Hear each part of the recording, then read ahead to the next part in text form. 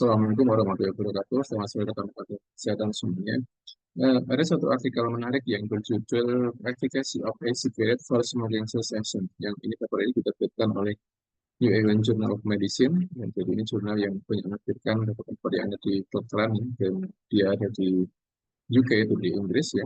Yang banyak dari rekan-rekan kita yang belajar dari jurnal ini, sehingga kita banyak menemukan kita baca beberapa terapi-terapi atau mungkin beberapa pendekatan atau approach yang bisa kita gunakan untuk si simptom yang dialami oleh beberapa pasien kita yang tadi hospital.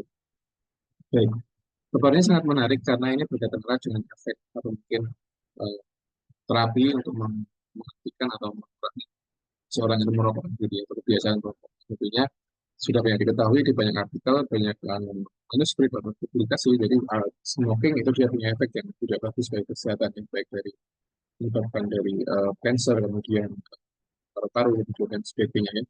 Dan makanya dengan adanya paper ini bisa menjadi satu alternatif terapi ketika seorang ingin fokus pada penanganan berhenti merokok ya. Nah, paper ini menggunakan desain randomized control trial yang melibatkan sekitar 1.246 remaja atau mungkin orang dewasa yang merokok 5 sampai lebih 5 atau lebih apa namanya rokok per hari kayak gitu ya.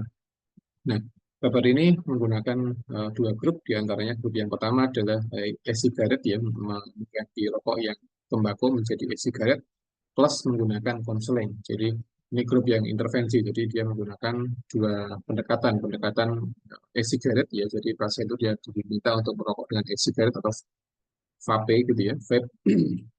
Yang kedua adalah ditambahi dengan konseling nanti merokok gitu. Nah, sementara grup yang kedua atau grup yang lainnya adalah dia hanya diminta untuk konseling saja gitu. Nah, setelah dibandingkan ternyata grup yang pertama ini lebih efektif dalam berhenti merokok daripada hanya konseling saja. Nah, artinya ini bisa menjadi satu pertimbangan bagi para tenaga kesehatan yang bekerja di puskesmas atau di rumah sakit yang ingin menangani pasien-pasien yang merokok, itu bisa dijadikan sebagai alternatif gitu ya. Jadi kita mengkombinasikan antara konseling dengan apa e-cigarette, meskipun di lain sisi, di lain aspek yang lain itu atau vape atau berkaitan dengan e-cigarette itu dia bisa apa namanya memicu satu kondisi lain yang itu kadang menjadi lebih buruk dari merokok dengan tembakau seperti itu. Tapi ini satu temuan yang mungkin menjadi pertimbangan kita ketika kita ingin meminta orang lain untuk berhenti merokok, itu dengan mengganti rokok tembakau menjadi rokok yang e-cigarette seperti itu. Tapi ini adalah mungkin jurus yang kesekian kalinya atau jurus yang terakhir ketika konseling dia tidak mempan lagi kayak gitu ya.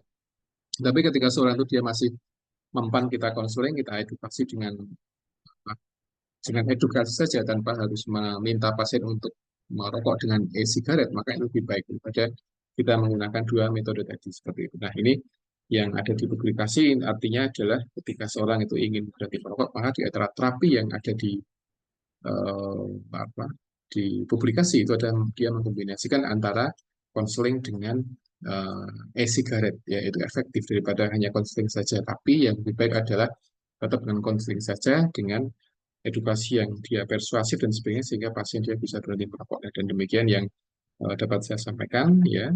Dan intinya adalah berhentilah merokok ya. Jadi semoga bermanfaat. Assalamualaikum warahmatullahi wabarakatuh.